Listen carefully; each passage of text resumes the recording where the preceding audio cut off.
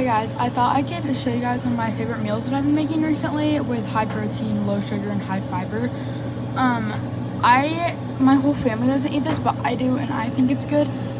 Because my family's eating chili. I do not like chili, so I'm gonna show you guys. First of all, you're gonna need like an oven or an air fryer. I love my air fryer. And this is the chicken that I use. It's the Kirkwood crispy chicken nuggets. They taste just like the Chick-fil-A ones. And there's 14 grams of protein. There's only 3 grams of sugar. In these, there's 2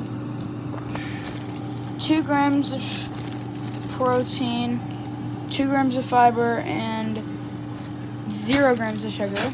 So that is great. That is about like 16 grams of protein, which that's okay. I just shoot for as much as I can. But basically, I heat up my air fryer, and then I put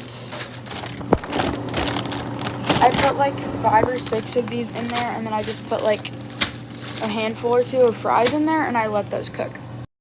Air fryer heat up for 4 minutes, and then I put them in together. I ended up putting like 6 or 7. Not kidding though.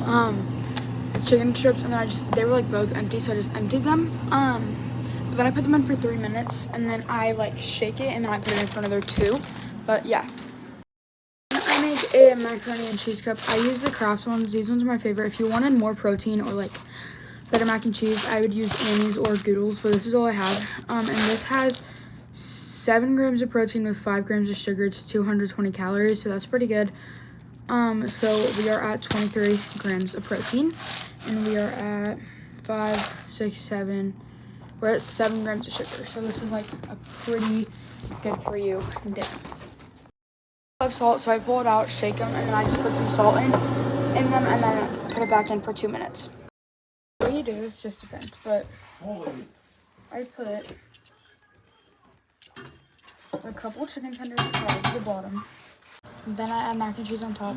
And then I add the rest and add ketchup on top.